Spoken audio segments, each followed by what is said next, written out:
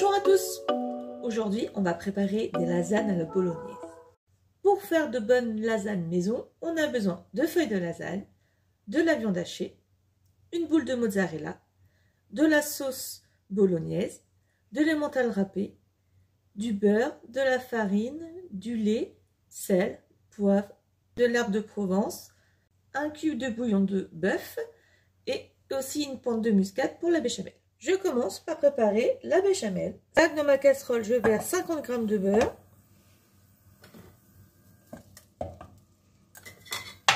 On va faire fondre. Mon beurre est fondu, j'ajoute la farine, 50 g.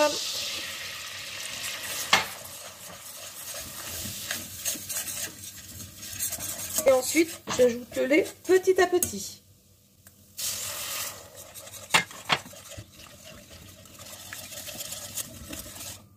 Pour éviter les grumeaux, il faut vraiment ajouter petit à petit et bien fouetter.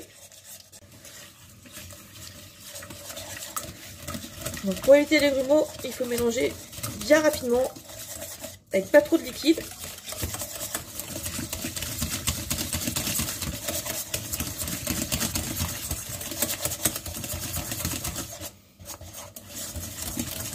Vous voyez tout de suite la différence. Et on ne traîne pas à rajouter un peu de liquide. On mélange toujours sans cesser de s'arrêter.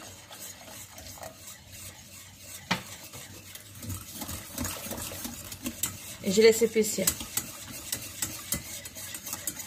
Donc j'ajoute du sel, un petit peu de poivre et surtout la muscade. C'est l'ingrédient qui fait toute la différence. Et là, je fouette jusqu'à temps que ça s'épaississe. Elle déjà devient plus onctueuse. Après, quand je fais des lasagnes, je ne cherche pas une béchamel super compacte. J'aime qu'elle reste un petit peu crémeuse. Je viens de couper le feu. Elle a la consistance que je souhaite. Un petit peu crémeux, je ne sais pas si vous voyez bien la caméra. C'est comme ça que je la fais pour mes lasagnes. Je mets de côté. Donc, je verse de l'huile d'olive un peu partout. Voilà. Et on va faire revenir la viande hachée.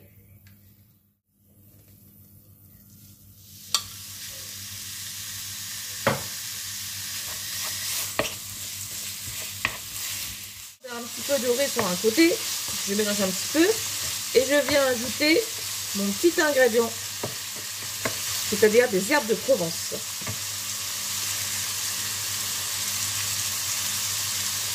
Et bien généreusement. Et ensuite, j'ajoute mon bouillon de bœuf qui ne s'ouvre pas correctement. Je les mets sur ma viande directement. Je mets partout.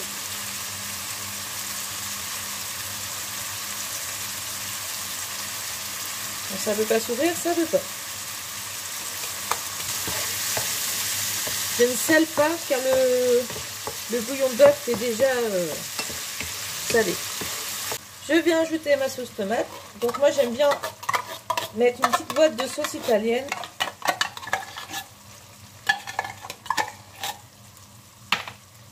Et ensuite ma bolognaise. Et je vais laisser mijoter quelques instants. Et après je vais goûter, rectifier l'assaisonnement, rajouter du sel si besoin, du poivre. Et pourquoi pas un peu d'herbe de Provence si vous sentez que vous ne le sentez pas beaucoup. Bon, faut que je vous dise quelque chose. J'utilise des lasagnes soi-disant sans pré-cuisson, mais moi ça ne me convient jamais vraiment. Donc du coup, je fais chauffer une marmite d'eau et je les plonge quand même dans l'eau. Alors très rapidement, attention, vous allez voir, peut-être aller grosso modo une petite vingtaine de secondes, juste pour les ramollir un minimum. Et après, je monte mes lasagnes. Et ce petit geste fait toute la différence, car vous êtes sûr d'avoir des lasagnes bien moelleuses et pas secs. Alors là, je vais couper ma viande. Je mets de côté. Et la mono elle bout. Je vais baisser le feu. Et on va s'occuper des pâtes. Donc mon astuce là, en fait, je plonge mes feuilles juste le nombre que j'ai besoin pour faire mon étage de lasagne. J'en mets 4 normalement, ça ne va pas être mal. Hop. Là, je les mets de côté pour l'instant. Et je laisse vraiment quelques secondes. En attendant, j'ai déjà beurré mon moule à lasagne. C'est parti pour le montage.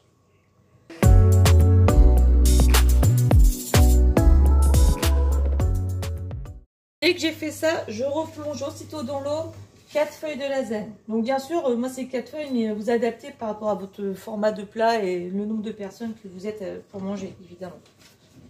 Alors, ensuite, je viens prendre ma sauce. J'espère que vous allez bien voir. Hop. Et je verse dans le plat.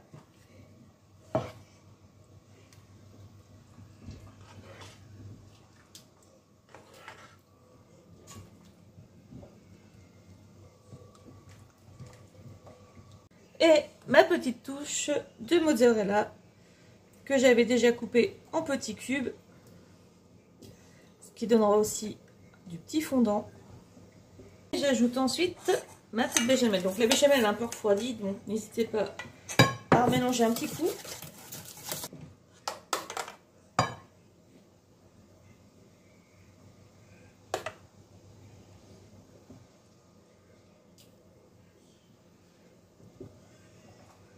Pas besoin d'en mettre beaucoup, hein, c'est juste un petit peu. Et là, on va venir rajouter le deuxième étage.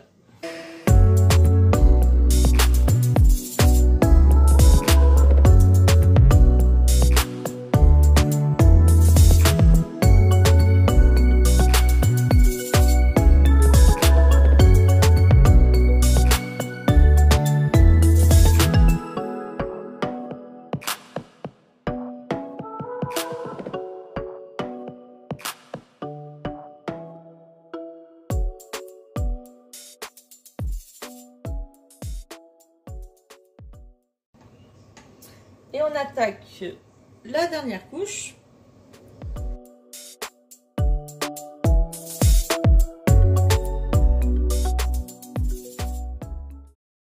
Et je viens finir avec la béchamel qui me reste.